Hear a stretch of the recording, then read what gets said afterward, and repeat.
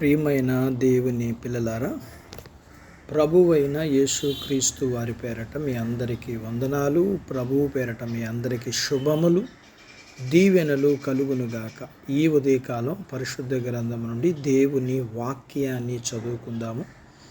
ద్వితీయోపదేశ కాండము 28వ అధ్యాయము 5వ వచనాన్ని చదువుకుందాము. నీ గంపయు పిండు పిసుకు నీ తొట్టియు దీవింపబడును. దేవుడు తన మాటలు మన అందరి కొరకు దీవించునుగాక. ఆమెన్. ప్రియమైన దేవుని పిల్లలారా, మన కష్టార్జితము అంతటి మీద దేవుని ఆశీర్వాదం కావాలి. అయితే మనకి విధేయత కూడా కావాలి. మనం వాడుకునే గంపలోని పండ్ల మీద, అలాగే మన ఇంటిలోనికి పోయే వస్తువుల మీద దేవుని ఆశీర్వాదం కావాలి. ఆ విధంగానే మనం ఎక్కువ కాలం నిలవ ఉంచుకునే వస్తువుల మీద కూడా దేవుని ఆశీర్వాదం ఉండాలి.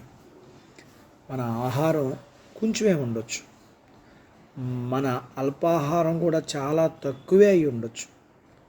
అలాగే మనం ఉదయకాలం పనికి వెళ్ళేటప్పుడు మనం తీసుకుని వెళ్ళే టిఫిన్ బాక్స్లోని పదార్థాలు కూడా అంతంత మాత్రమే అయి ఉండొచ్చు.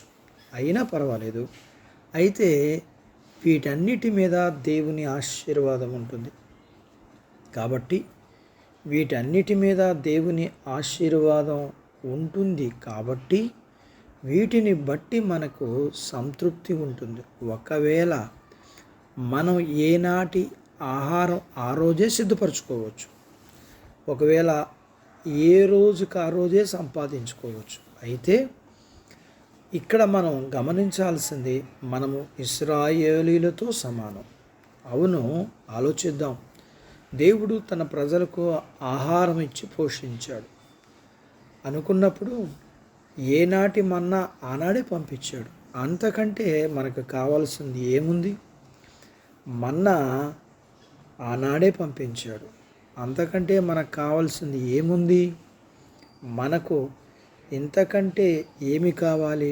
గుర్తుంచుకోండి, మనకు చాలా ఆహార పదార్థాలు, అలాగే ఆస్తిపాస్తులు ఉన్నాయా? అయితే వాటి మీద దేవుని ఆశీర్వాదం ఖచ్చితంగా కావాలి. ఎందుకంటే అవన్నీ ఉన్నప్పుడు వాటిని తీసుకొచ్చే విషయంలో, అలాగే వాటిని వాడుకునే విషయంలో, వాటిని సర్దుబాటు చేసే విషయంలో, వాటిని దాచుకునే విషయంలో దేవుని ఆశీర్వాదం లేకపోతే ఈ బరువు బాధ్యతలలో మన హృదయం నలిగిపోతుంది. అంతేకాదండి, చివరికి ఆస్తిపాస్తులే మనకు దేవుళ్ళై కూర్చుంటాయి. ఆ పనులు ఒత్తిడి మనలను చెదపురుగుల్లాగా తినేస్తాయి. ఈ లోక సంబంధమైన వస్తువులు ఎక్కడ ఉంచాలో అక్కడే మనం ఉంచుతాం. మనకు దేవుని ఆశీర్వాదం, అలాగే దేవుని సహాయం కావాలి. మన సంపాదనలు, మన పొదుపులు మన ఆత్మరక్షణకు ఉరి కాకూడదు. దేవుడు తన మాటలు మన కొరకు దీవించునుగాక. ఆమెన్. ప్రార్థించుకుందాం. నాతో పాటు ఏకీభవించండి. మమ్మల్ని మిక్కిలిగా ప్రేమించిన మా ప్రియ పరలోకపు తండ్రి, మీ పరిశుద్ధ నామాన్ని బట్టి మీకు వందనాలు. ఈ ఉదయకాలం మీ పాదాల దగ్గర మీ లేఖనాన్ని నేర్చుకోవడానికి సహాయం చేశారు. మీ దీవెన మాకు కలిగిన వాటన్నిటి మీద ఉండునట్లుగా మేము విధేయులమై జీవించడానికి సహాయం చేయండి. మీ పిల్లలను కలిగినంతటిని దీవించండి. చిన్న బిడ్డలను, యవనస్తులను, వృద్ధులను, స్త్రీ పురుషులు, వారి చదువులు, ఆరోగ్యాలు, ఉద్యోగ ప్రయత్నాలు, పొలాలు, పశువులు మీరు దీవించండి.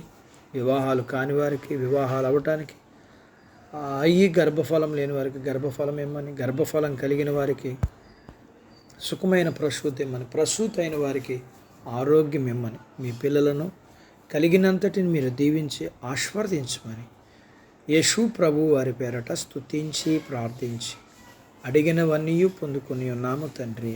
ఆమెన్. దేవుడు మిమ్మును దీవించునుగాక. ఆమెన్.